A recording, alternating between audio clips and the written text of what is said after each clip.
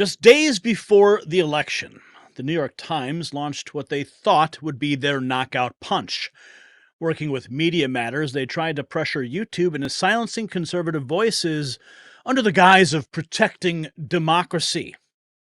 Their target list? Everyone from Rudy Giuliani to Ben Shapiro, from Tucker Carlson to Ted Cruz, and they even featured Eliza Schaefer on the banner of the article.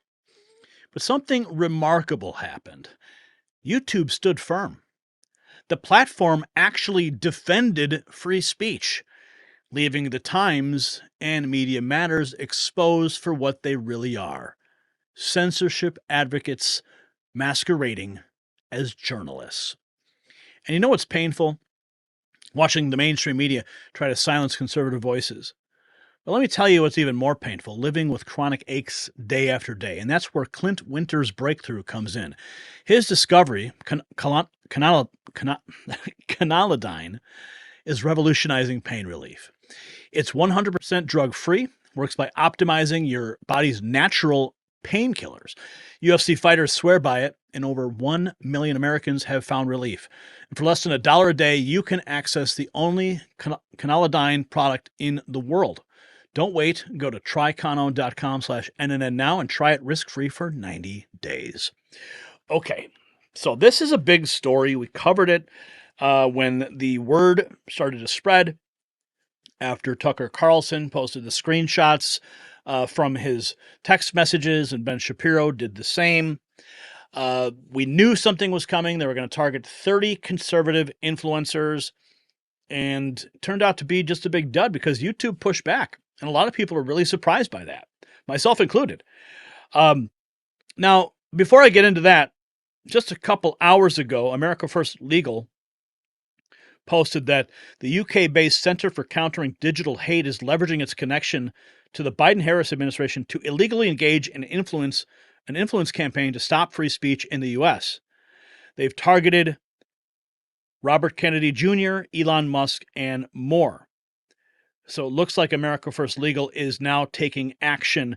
They've got a thread here based on new evidence explained in the following thread. We have formally requested that the DOJ investigate whether CCDH's U.S. operation and leadership agents of a foreign principal must comply with the Foreign Agents Registration Act.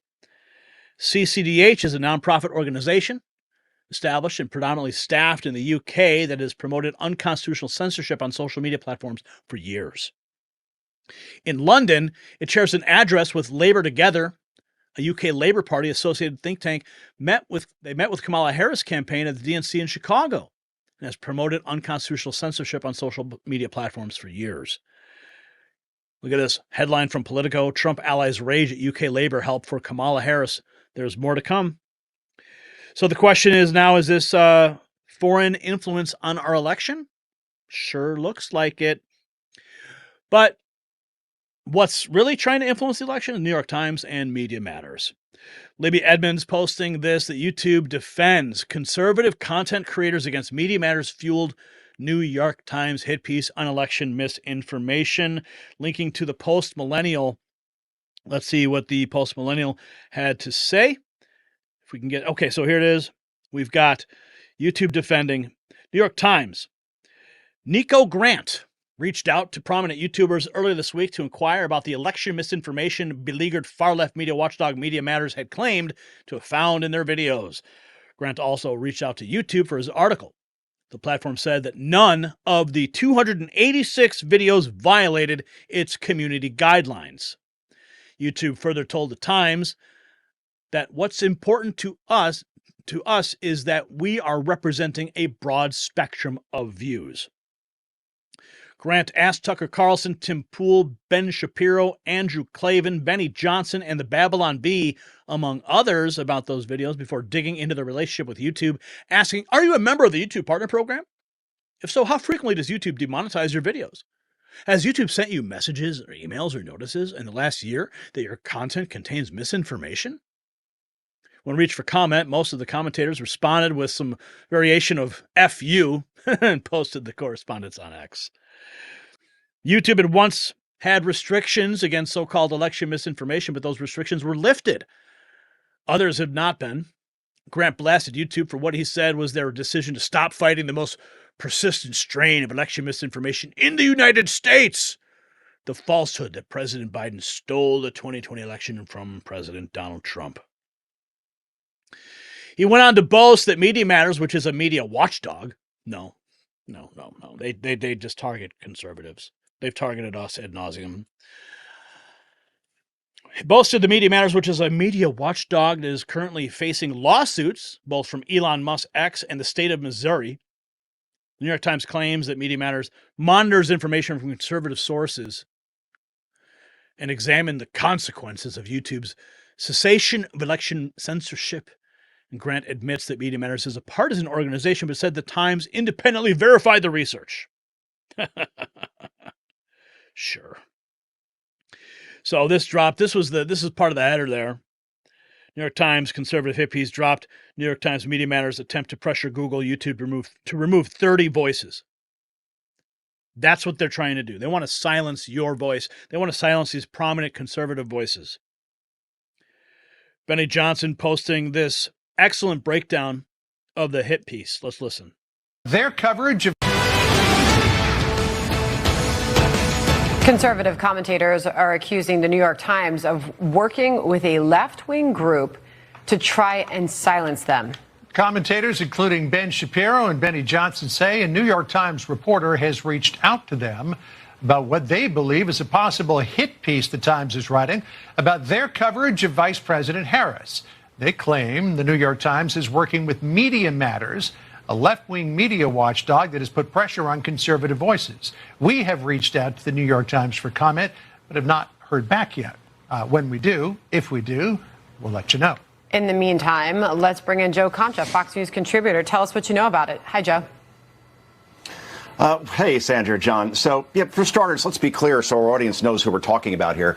There is not a more corrupt, more radical media organization out there than Media Matters. And the New York Times, which has vast resources and personnel, instead of doing its own research, has now outsourced this to this patently dishonest activist organization whose number one mission outside of taking out this network is to squash any and all free speech through AstroTurf campaigns online against anyone or anything they consider to be conservative or even right of center. Elon Musk once referred to Media Matters as an evil propaganda machine. That's not hyperbole. He ain't wrong. So this is the game plan here, okay? Media Matters, along with the New York Times, and it's getting increasingly difficult to differentiate the two, by the way, they're going to pressure YouTube to deplatform these big voices on the right, like Ben Shapiro, like Benny Johnson. And before you say, well, that's never going to happen, well, remember that YouTube is owned by Google, and Google is the number one donor to the Democratic Party out of Silicon Valley. So if it does happen, the argument will be, well, Shapiro or Johnson, they are spreading misinformation on the platform. Misinformation like, saying that COVID may have come from a lab or Hunter Biden's laptop is Russian disinformation. That kind of misinformation. So who's to decide what it is and what it isn't? But that's what they're trying to do right now, 7 days before an election. Some of the things they cite is that Ben Johnson said that Mr. Trump's legal problems are a result of election interference from Democrats. I think there are a lot of people who believe that. Also, that Democrats cheated by nominating Vice President Harris. That his opinion is that they cheated. I mean, they definitely circumvented the primary process and any other political norms by elevating her to the position. Those are probably opinions that are held by a lot of people. That's the whole point, John, right? It's an opinion. Okay, Kamala Harris didn't get one vote before she was handed the nomination. Can you call that rigged? Well, from some people's perspective, yeah, you can. So now you're going to say, oh, no, that's dangerous misinformation. We can't have opinions like that when probably half the country does have an opinion like that. And by the way, Media Matters is a tax-free organization, but they receive millions for Democratic mega donors. And they use those funds to pressure major companies to pull their advertising from outlets that they target. And yet here's the New York Times presenting them as some sort of objective, legitimate source when they're nothing more than a far-left activist organization. So, hopefully they're not successful here, but the deck is stacked against Shapiro and Johnson and others at this point, given that it's the New York Times with Media Matters and YouTube and Google all trying to take them out. And as we saw with Hunter Biden's laptop, they were successful before the last election in terms of squashing voices at a critical time. All right. Okay. Now, the twist here is that YouTube stood their ground. They stood their ground and said that these guys are not violating any terms of service. And everything that they said on all of their shows is 100% free speech. It is their opinion. So here you have a so-called newspaper of record partnering with a radical left-wing group to squash people's voices, to get them deplatformed and demonetized, because those questions that were asked were specifically targeted about the YouTube partner program that they enjoy being a part of. Here is Benny Johnson talking about Media Matters.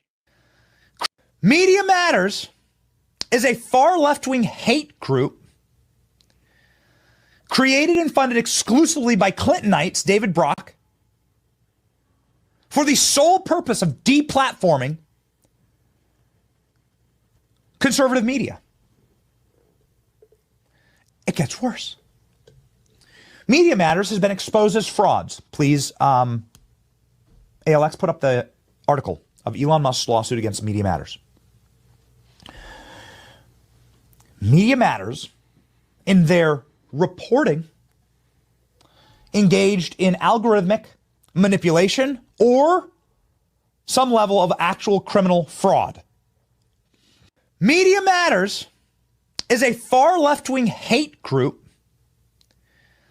created and funded exclusively by Clintonites David Brock for the sole purpose of deplatforming conservative media. Now, they really went hard. They really went hard, Media Matters, against Benny Johnson. If you go to their site, I mean, you'll see it. YouTube is profiting from Benny Johnson's election misinformation.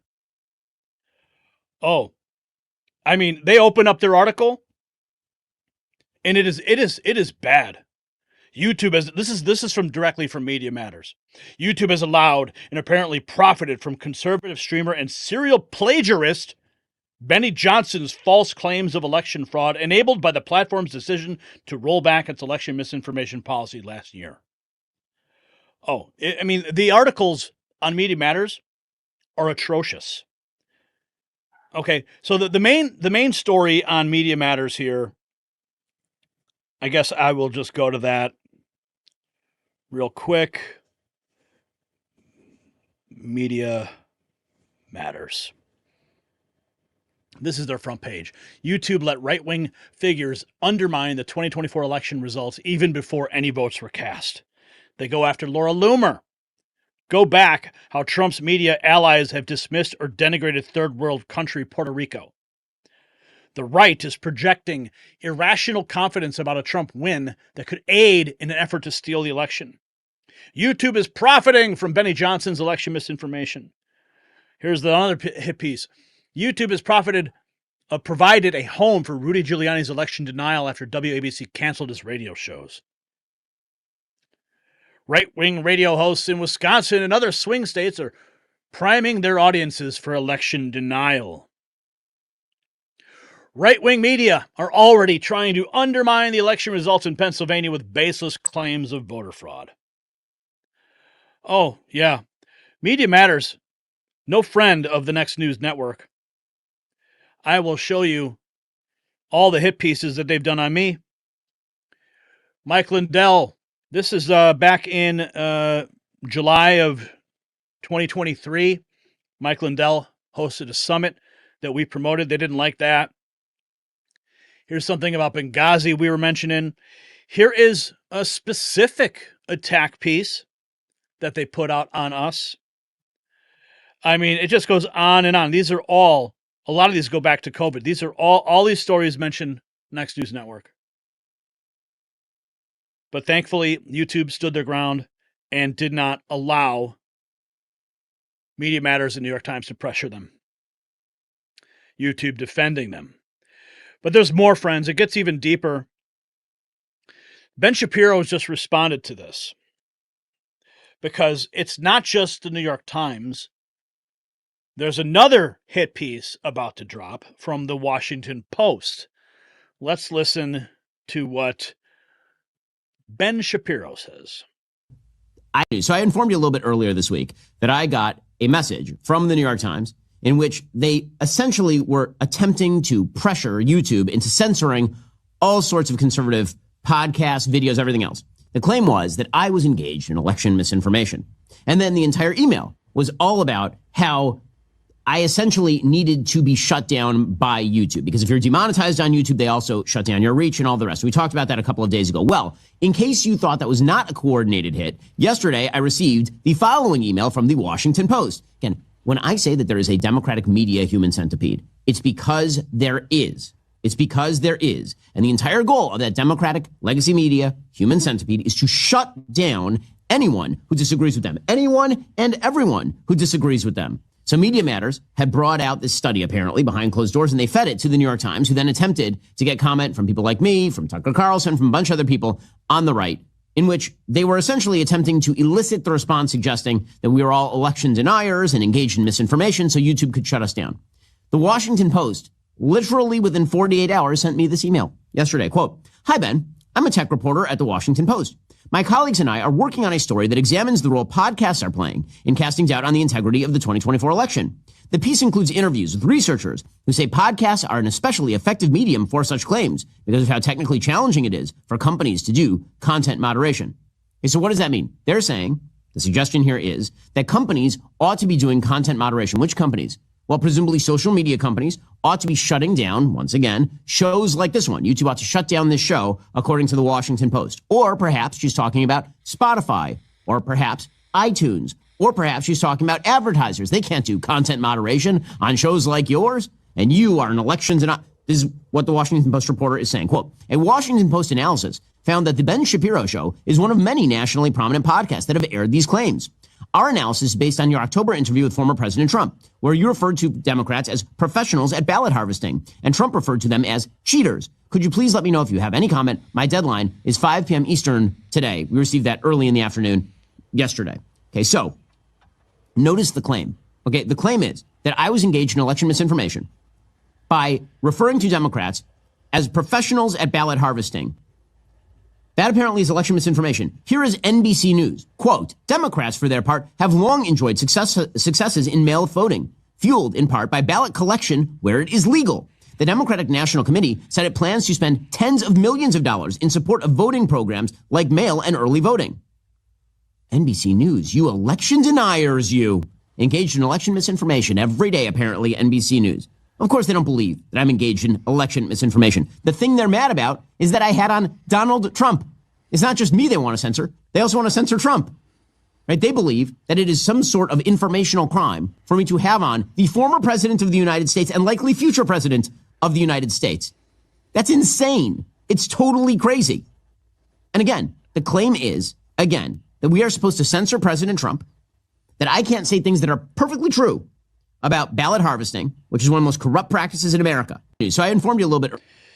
So Ben Shapiro, Benny Johnson firing back.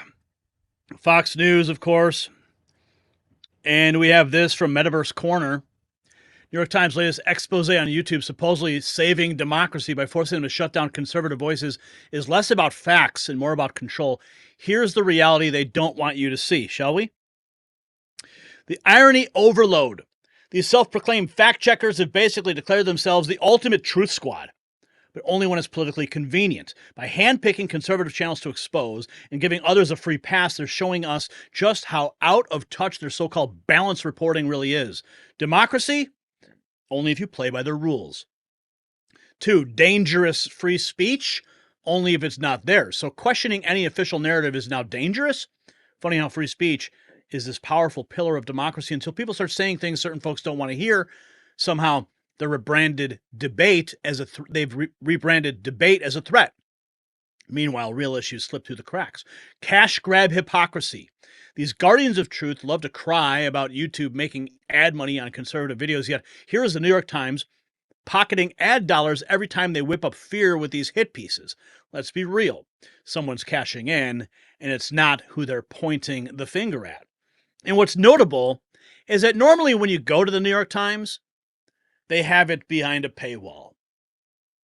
But not this article. This article they wanted everyone to see. But were there ads placed around the article? Probably. Let's continue. The desperation is showing. Trying to protect democracy by silencing one side of the debate right before an election, that's not a democracy, it's damage control. The real problem, people are waking up and a narrative as stale as this won't cut it. This is the same game they have played time and time again. We saw it during the pandemic. We saw it after the 2016 election. And now they're pulling this playbook again. It is a sad, sad rerun on a late show that people just tune into. They don't tune into, they tune it out. It's just background noise.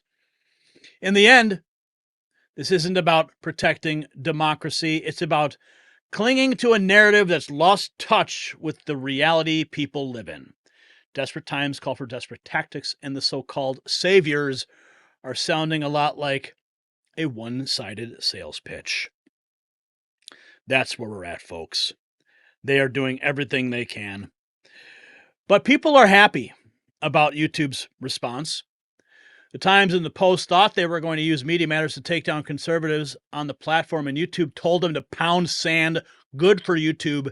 Seriously. Days ahead of the 2024 election, David Brock's Media Matters used New York Times as a vehicle to pressure YouTube to deplatform right-wing voices, but YouTube didn't cave. A YouTube spokeswoman said, none of the 286 videos violated community guidelines. This is what they said.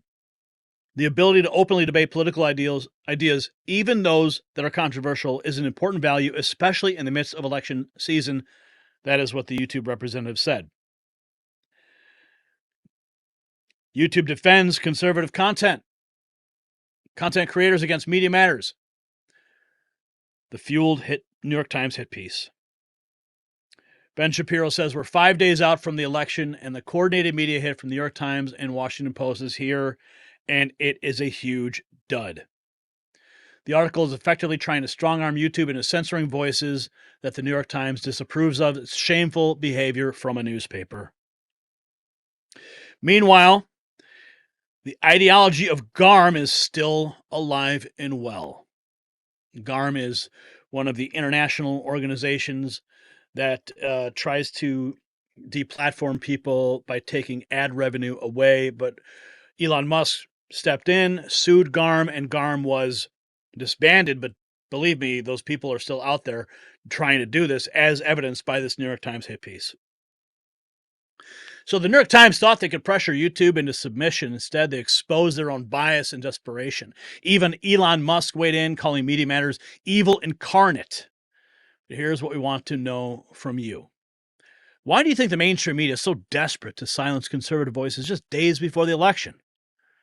Share your theories in the comments below.